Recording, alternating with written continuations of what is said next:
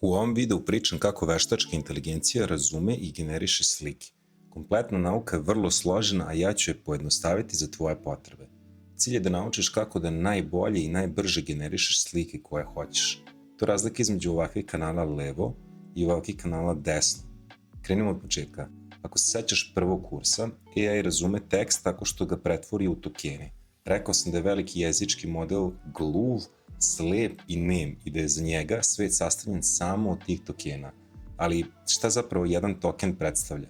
Za nas, ljude, jedna reč predstavlja jedan koncept. Sad, token je za AI model ono što je za čoveka reč. Jedan koncept koji on razume. Znači, ako već imamo tekstualni model koji čita reči, razume tokene i odgovara rečima, mi već imamo i 2/3 posla za razumevanje slika. Potrebno je samo dodati pretvaranje digitalnih formata slika, odnosno piksela u niz tokena. Ta sposobnost zove se vision.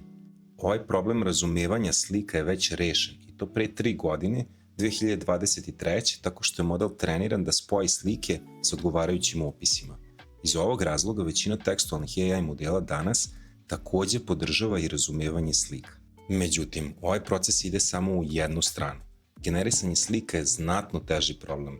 To je zato što su za nas slike realnog porekla, jedna prirodna kompozicija oblika i boja koja ima smisla. Za čoveka obe ove slike sa ekrana mogu dati isti opis, ali za AI postoji još bezbroj slika koje bi dale taj opis, odnosno taj niz tokena. Recimo za tekstualni AI model, ova treća slika je sasvim legitimna generacija, dok za čoveka... Ovde nije normalno!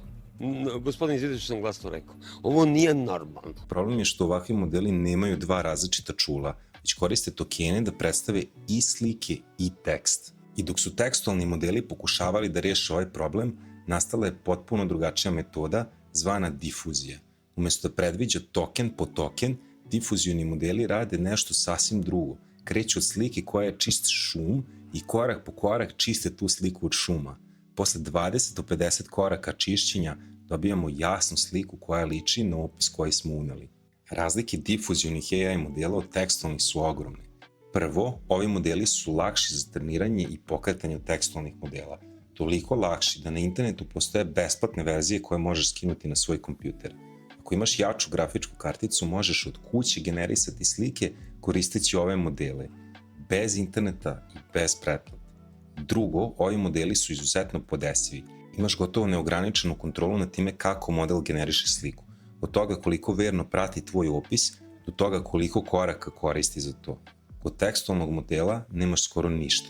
Posledice ove dve razlike dovele su stotine kompanija i pojedinaca da naprave svoje verzije i modifikacije koje odgovaraju njihovim ukusima. Dosta takvih modela možeš besplatno skinuti i koristiti preko sajta Hugging Face, link u opisu videa. Samostalno korišćenje traži jaku grafičku karticu i dosta tehničkog znanja, ali daje ti mogućnost potpune kontrole i neograničenih generacija. Za većinu ljudi znatno je lakše da se samo pretplate na neku od mnogobrojnih internet aplikacija za generaciju slika, ili u našem slučaju da koristimo najbolje modele besplatno. Pokazat ću ti kako. Ali, pre toga treba spomenuti i mane difuzionih AI modela. Prva mana. Taj model je potpuno odvojen mozak od tvog ChatGPT-a, Claude ili Geminija. Ne možeš da nastaviš razgovor na neku temu nakon generacije, niti da generišeš nešto iz razgovora. To je zato što su kontekst i istorija konverzacije potpuno nepostojeći koncepti za ove modele. Druga mana. Zbog manjka jezičkog razumevanja u difuzionim AI modelima, često se dešava da tekst na slikama bude nerazumljiv. Slova izgledaju kao da ih je pisao neko ko ne zna azbuku. Još bitnije od toga, ako kažeš 5 jabuka na stolu, možeš dobiti 3, 6 ili 8, zato što ovi modeli nemaju dovoljno duboko razumevanje spoljnog sveta. Međutim, 2024. i 2025. godine dolazi do preokreta. Razvojem većih i inteligentnijih neuralnih mreža, predviđanje tokena 1 po 1 je konačno postalo efektivno i za slike. Ova nova metoda zove se autoregresija. Kompanije poput Google-a, OpenAI-a i XAI-a shvatili su da ako isti model može da čita tekst, vodi razgovor i pravi slike, njihove prednosti se sabiraju i dobijate jedan proizvod koji je bolji nego 2 odvojena. Zato Gemini, ChatGPT i Grok svi koriste ovaj pristup. Šta to znači za tebe? Svo razumevanje jezika, sav kontekst iz razgovora, sva inteligencija većih jezičkih modela se prenosi na generaciju slika. Možeš reći, napravi mi zalazak sunca i onda u sledećoj poruci dodati stil ulje na platnu. I model će da razume jer pamti razgovor. Menjanje slika je dosta lakše uz modele koje koriste autoregresiju. Takođe ne moraš ništa novo da instaliraš. Ako koristiš ChatGPT, Gemini ili Grok, generisanje slika ti je već dostupno. Nema nove pretplate i nema novog alata, što je uvek dobro. Ali naravno, postoje i mane. Tekstualni modeli su preveliki da bi se pokretali na tvom kompjuteru. Takođe, nema open source verzija, već nekoliko giganata koji drže monopol. Imaš manje kontrole nad generacijom, manje opcije i manje podešavanja. Na kraju, za fine detalje i teksturu, difuzivni modeli neretko daju bolje rezultate. Logično pitanje je da li mogu da se spoje ove dve metode. I odgovor je da.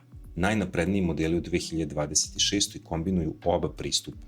Jezičko razumevanje planira kompoziciju slike, a zatim specijalizovana metoda čišćenja šuma završava i polira sliku. I Google i OpenAI koriste ovakve hibridne pristupe. Ovo je vjerovatno budućnost svih modela za generaciju slika. Jedna bitna napomena. Zbog ove masivne promene u 2026. dosta drugih kurseva korišćenja AI-a za generaciju slika ima zastarela uputstva. Za i više informacija oko svega ovoga, obavezno gledajte izvore počevši sa 2026. godinom. Ali sve ovo o čemu sam pričao je vezano za AI modele za generaciju slika. Kao i sa tekstualnim modelima, mi ih ne koristimo direktno, već im pristupamo preko aplikacija. To je isto ona priča o AI agentima i AI modelima iz prvog kursa. Platforma, odnosno aplikacija, uzima model, pokreće ga na svojim serverima i daje ti interfejs oko njega. Platforma može da obradi tvoj tekst i sliku pre nego što ih pošalje modelu, kao i da je doradi pre nego što stigne do tebe. Može da kaže da tvoja generacija koristi poznate ličnosti i da neće da izvrši. I ti se ne pitaš. Takođe, odlučuje koja opcija da ti pokaže, a koja da ti sakrije. Zato, sa istim modelom, možeš imati potpuno drugačije iskustvo na dve različite platforme. A u sledećem videu pokazat ću ti te platforme i vidit ćeš koja je najbolja za šta.